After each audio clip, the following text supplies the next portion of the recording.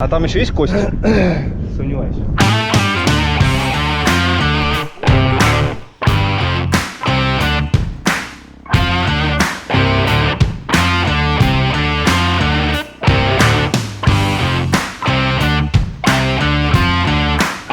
у вас в руках? Мультипаспорт.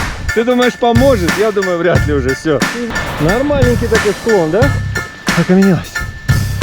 Совсем запломбировал дорогу. Офигеть, офигеть. Жарык кёль, чтобы нарзану попить.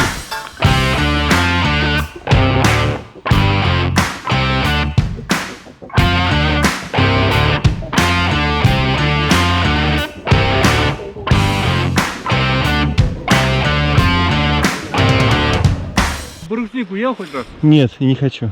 Съешь вон хотя бы одну. Это волчьи ягоды.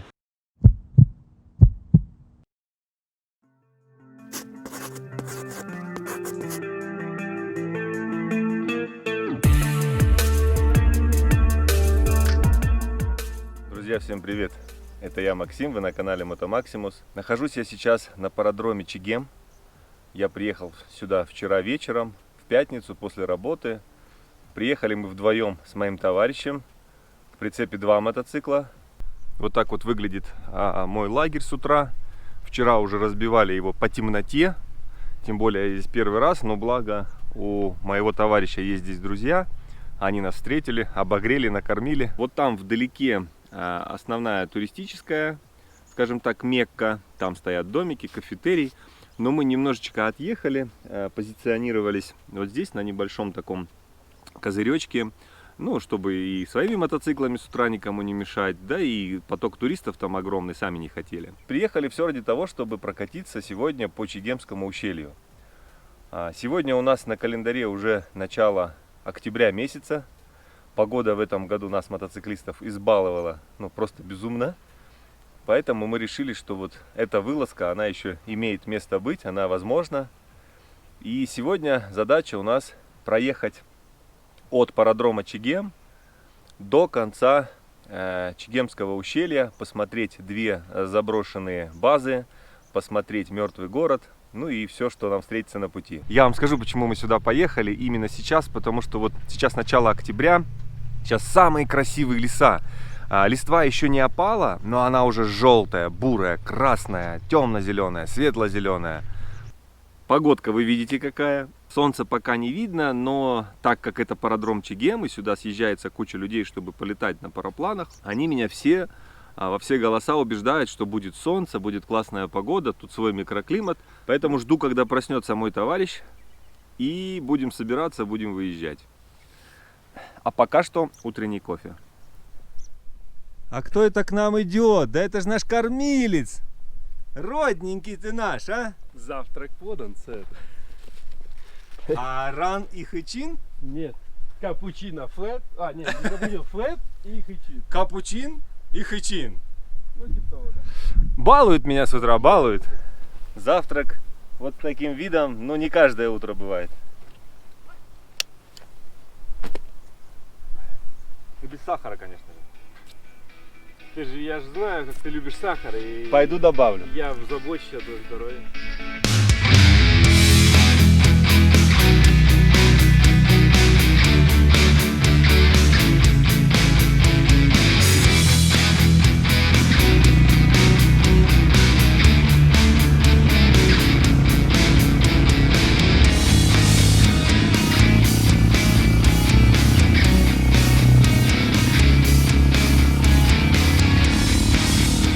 Я говорю, трос, видишь, тебе? Да.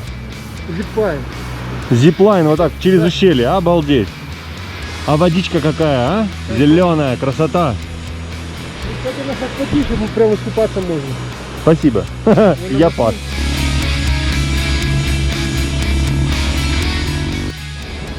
По рассказам местных, вот с этой горы, вот с этой отвесной скалы, вон даже виден небольшой мостик сделанный, прыгают бейсджамперы. Ох, и страх, наверное, там наверху, а? Класс. На левом берегу реки Чегем, которая словно рассекает ущелье на 2 части, находится село Эль-Тюбю, или Верхний Чегем. Его название дословно переводится как «основание села». Это говорит о том, что современное село было основано на месте другого, гораздо более древнего. И на самом деле здесь сохранились дома, которым по нескольку сотен лет. А неподалеку у моста расположился камень позора с проделанным в нем отверстием. Местные говорят, что в средние века к нему привязывали преступников. Вот здесь вот мост, там ущелье, а вам вот нужно вот сюда уходить, на дорогу, на город мертвых. Неподалеку от Эль-Тюбю расположился еще один памятник истории и культуры – город мертвых. Здесь можно увидеть сохранившиеся склепы 5 и 7 столетий, четырехгранные дома с двускатными кровлями, а также 4 круглых балкарских мавзолея 17 и 18 веков, в которых хоронили местную знать. В поселке Эль-Тюбю мы решили свернуть немного направо. Для ориентира заезжаете в поселок, и где-то посередине поселка мост. Переезжаете мост, и сразу дорога уходит направо. Заехать на город мертвых. А ну-ка расскажи, что здесь есть? Древние захоронения. С 10 по-моему, 15 или 13 век, если не ошибаюсь, были сделаны склепы и в них хоронили. А там еще есть кости? Сомневаюсь. Ну, вряд ли, да, скорее всего. Я знаю точно одно. Вот двусводная крыша, она более древняя, а вот более круглая, она уже более поздняя. Ты имеешь в виду, когда несколько граней, да, вот уже, да? Да, но у она крыши? уже круглая. Сейчас пойдем посмотрим. На можжевелку. Я тебе хочу сказать, древние люди кое-что соображали в красоте. Захоранивали своих предков в очень красивых местах. Это жилые постройки были, скорее всего, да, вот этого? Нет? Склепы. Это склепы все? Это все склеп. Обалдеть. Просто, может быть, что-то не достроили. Они разрушены, видишь? Вижу. Скорее всего, разграбленные в каком-то веке, да? Грабленные вряд ли. Смотри, как будто что-то нарисовано, видишь? Да. Но это не точно. Ну, кружок такой прям четенький. И это просто так высоко. Нет, это мох. Это мох, а мы решили, что это какой-то наскальный рисунок. Вокруг камней, вот, смотри, замазано вокруг камней, видишь, по форме камня сделано. А, вот это, да? Да-да. Были камни прилеплены, да? Ну, видимо, штукатурку сделали. А, караед? Шелкопряд. Что там есть? Опа! 3 могилы также, видишь? Было 3 могилы здесь? Да, вот. Ну вот, смотри, 1, 2 и 3. Видишь, Ага. они, походу, скрыты, я так понял. Ну, конечно, скрыты, нет. Ну, вот они, видишь, какие. Свод, да. Ну, А свод, смотри, замазанный, да, чем-то? конечно. Глиной или чем-то? Побелкой. Побелкой, Вот, да? смотри, известняком. Вот, беленый известняком. У меня перчатки дырка. Если верить источникам в интернете и моему гиду, то эти склепы, это еще склепы православные. Это еще до прихода сюда. Просто христианские. А, просто христианские, не православие, да. Просто христианские, это еще до прихода сюда Тамерлан. Тамерлана, да, вот. Так будет правильно. Так что, да, им тут очень много лет, всем этим постройкам. Веков, я бы сказал, а не лет.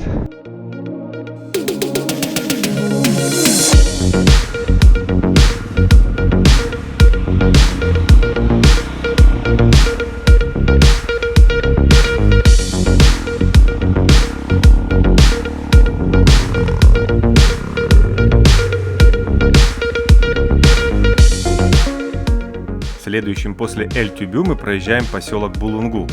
Это село в Чегемском районе Кабардино-Балкарии.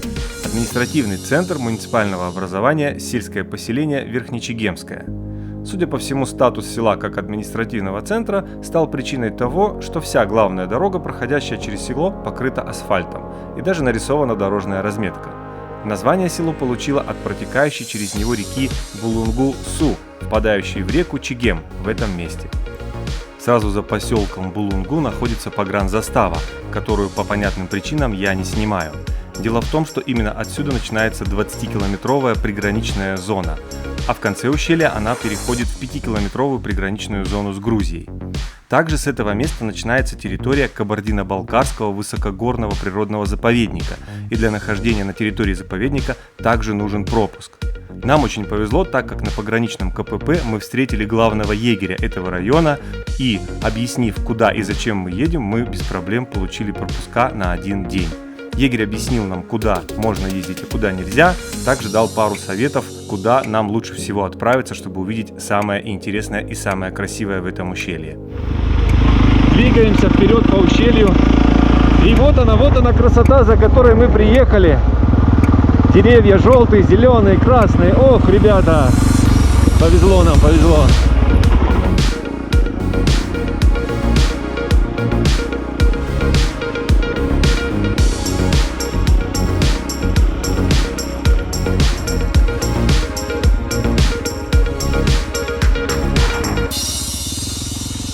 Кстати, тут вдоль дороги полным-полно барбариса растет. Так что, ну, я не уверен, что его можно собирать, потому что это все-таки заповедник.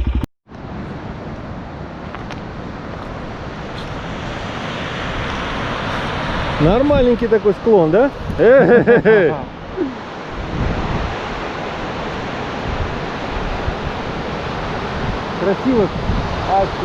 Офигеть, да. Уруне. Так, ну, в общем, по словам моего товарища и многих на поляне Чегемской, на пародроме, вот до сюда доезжаете, ориентир вот металлическая труба, течет вот горный ручей, это питьевая вода, и говорят, что это вот, ну, вот по этой дороге это самая вкусная вода, и Ваня идет набирать бутылочку водички, чтобы мы с ней попили чаек чуть попозже, когда будет у нас привал. Надеюсь, она и правда живительная. Снять надо.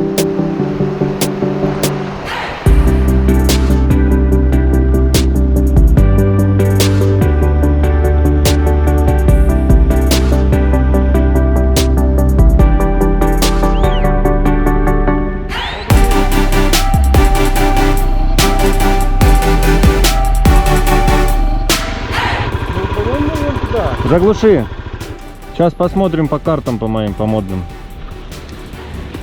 Надо же их проверить наконец-то. Здесь мы с навигатором. И вот перед мостом надпись «Охранная зона». Чтобы посмотреть водопад Абайсу, нам нужно уйти на эту дорогу и пойти вдоль склона.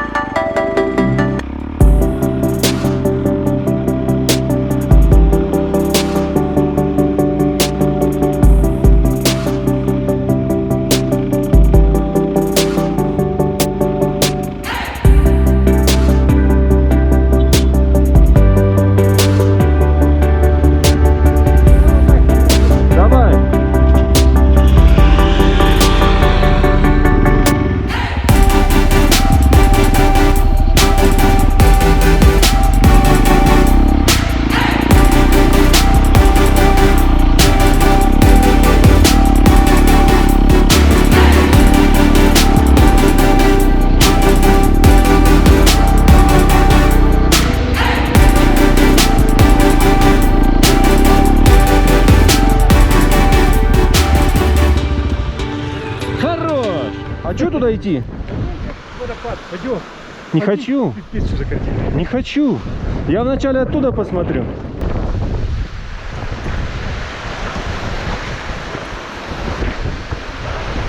А мне ручку. Класс. Что это? Окаменелось? Окаменелось. Окаменелось. Мой друг Иван подчас забывает, что я офисный планктон. Давай, давай. И мне тяжело даются такие подъемы. Загонял меня гад. О, там что-то происходит. Движуха какая-то. В общем, я сопротивлялся, но мой друг все-таки заставил меня подняться к водопаду Абайсу. Ребят, ну он, конечно же, того стоит.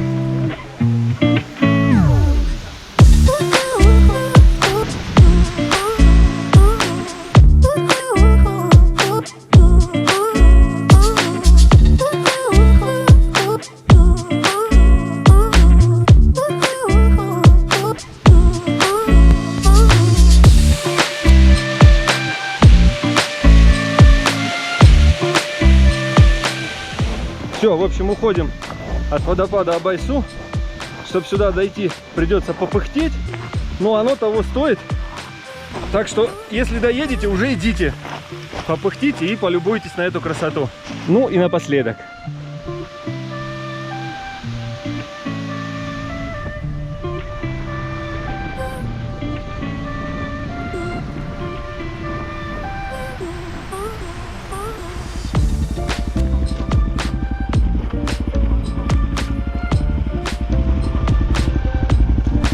Пардон. Совсем запломбировал дорогу. Товарищ, смотри, как пробежал внизу аккуратно. Для этого дорога открыта.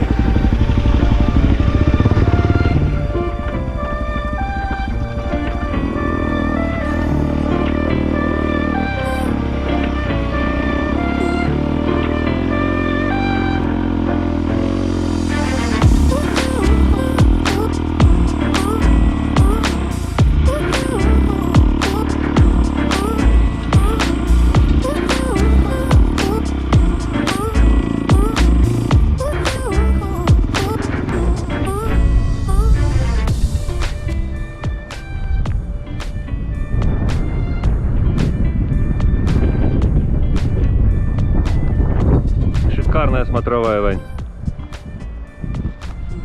Да.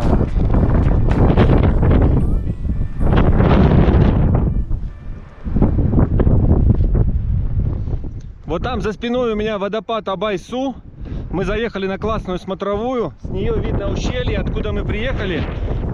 И в той стороне уже видны ледники. Вон они. Это вечная мерзлота, я так понимаю. А весь склон зеленый, рыжий. Красотища, ребят. Прямо бомба.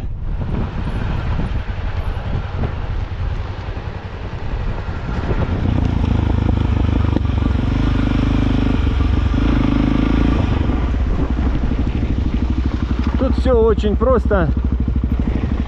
Вы не заблудитесь. Башиль 5 километров, Чегем 6 километров.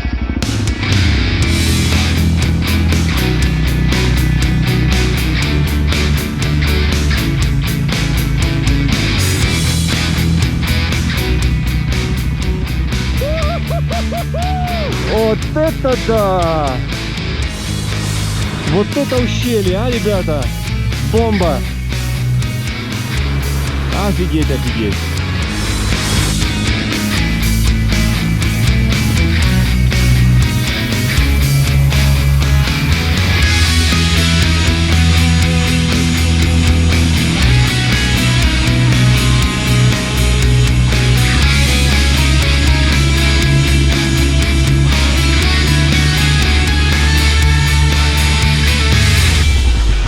Отвалилась? Ты ее снял, что ли? Она отвалилась, я ее поймал. Красавчик, спасибо.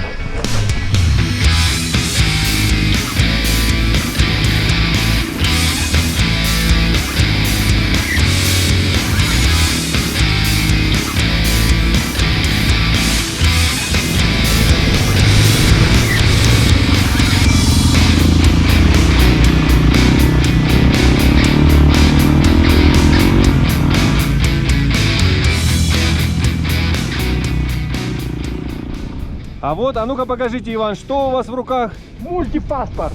Мультипаспорт. Мультипаспорт. Пропуск в заповедник. Башиль, Чегемский участок. И вот она красота, которая нас ждет. Точнее, почему ждет? Она нас ждала. А мы не засухарились дома и приехали. Ха-ха. Класс. Что ты там нашел? Бруснику. Брусника. И ягодник, вон она красненькая. Пошли, брусника. Ты бруснику ел хоть раз? Нет, я не хочу. Съешь вон хотя бы одну. Это волчьи ягоды.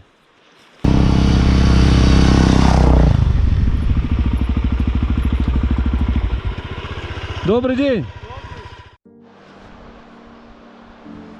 Жарык-Кёль. Ясный пруд. Вода в нем прозрачная. Видно дно. Красотища.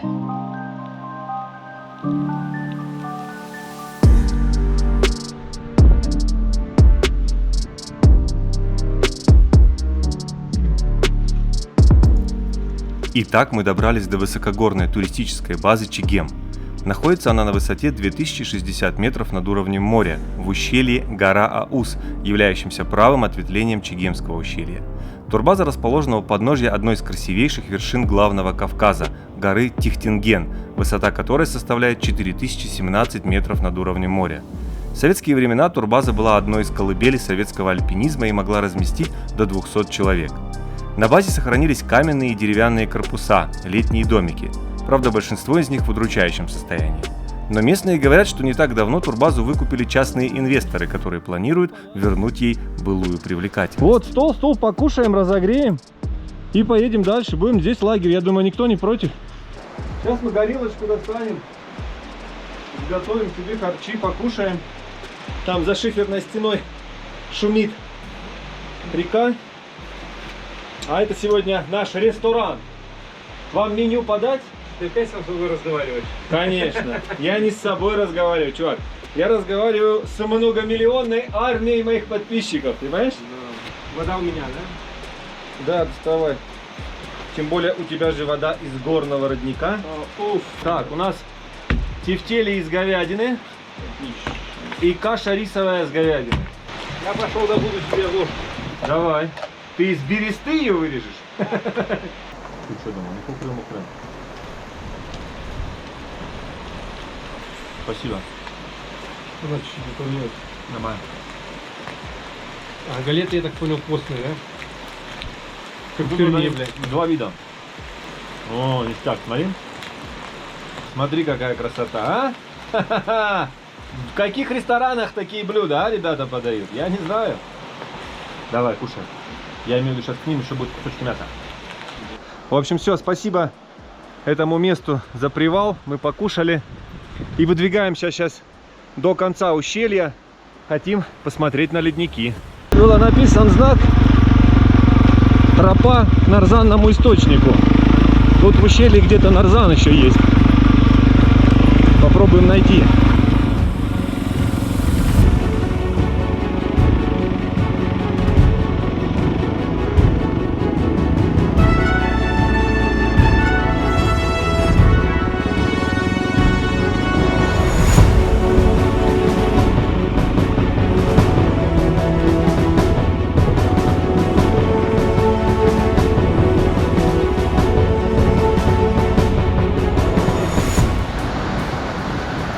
Остановились у моста, идем пить нарзан.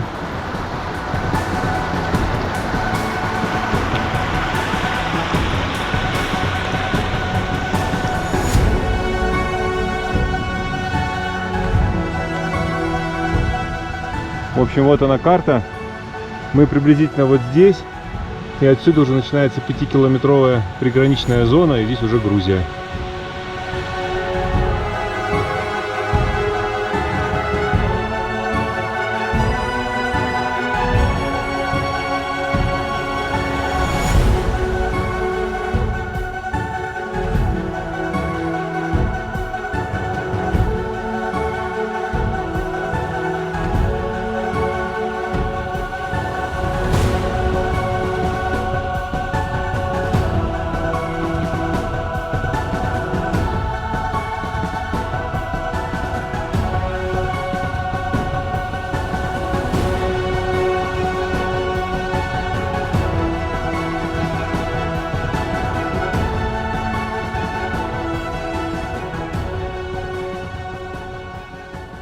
Мне, как жителю Кисловодска, вот сейчас непонятно, зачем мы фигачим по лесу, черти знает куда, чтобы нарзану попить. А то ж я нарзан никогда не пил, да, в своей жизни? И ты, житель Пятигорска. Да эрекция какая в твоем возрасте уже эрекция, я тебя умоляю. Так поэтому уже... идем. Ты думаешь, поможет? Я думаю, вряд ли уже, все. Ты уже смирился с этим? Я уже похоронил идею об этом, да. Не, на самом деле мы шутим. У меня с эрекцией все нормально, это у Ванька проблемы. Вот, он рассчитывал. Поэтому мы ведем его к целебному источнику. Он в надежде, что все-таки чудо случится. Ну, что не сделаешь ради этого дела, да? У грибы, смотри. Короче, ради спасения потенции Ивана мы идем уже... Ай, больно! Мы идем уже полчаса по лесу. И очередной мостик перед нами.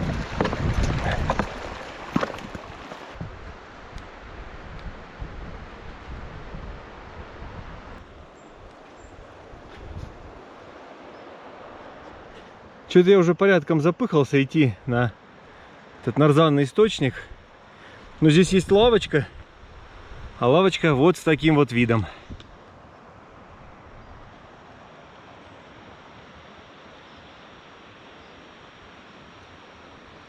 иду и не пойму, в какой момент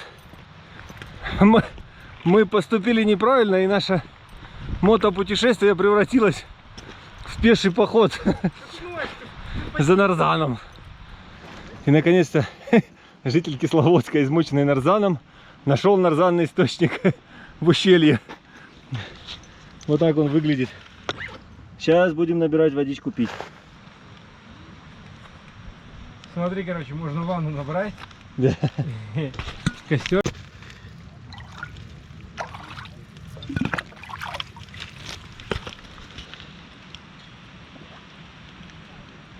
Да? Оно? Пробуем кабардинский нарзан. Прям клевый. Железа много, но такой Это наш приятненький. сульфатный кисловодский, очень похожий по вкусу. Ну вкусный, очень вкусный. Сейчас что тут попробуем. Это он же. Дай. Вон там в лесу, если видно сквозь деревья, там уже зеленый такой домик. И там сидят пограничники. И если попытаться пойти дальше, то тебя уже там остановят и будут задавать вопросы. Потому что оттуда начинается уже приграничная зона с Грузией. Это вот конец ущелья Чегемского. И вот такая здесь красота.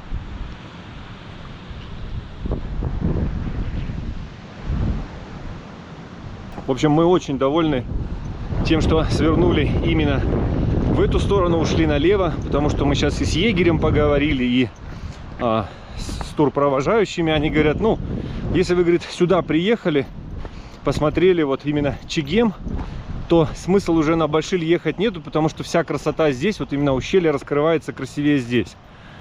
Поэтому возвращаемся к нашим мотоциклам и будем выдвигаться в сторону пародрома. Там ждет меня небольшой сюрприз, как мне говорит Иван. Посмотрим, что это будет.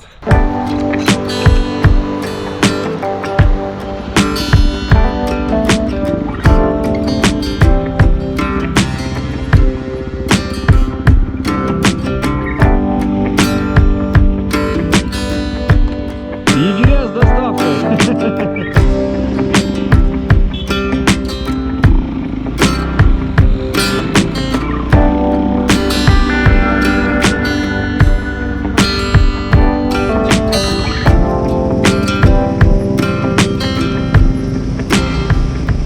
В общем, мы добрались до развилки на турбазу Башиль. Но, во-первых, нам сказали, что там особо нечего смотреть, а во-вторых, там существенно портится погода, поэтому, ну, Башиль, наверное, оставим на следующий раз, да? Мы планируем сюда еще раз приехать, мы 100% влюбились в это место, поэтому едем домой на пародром Чегем, а Башиль у нас останется на потом.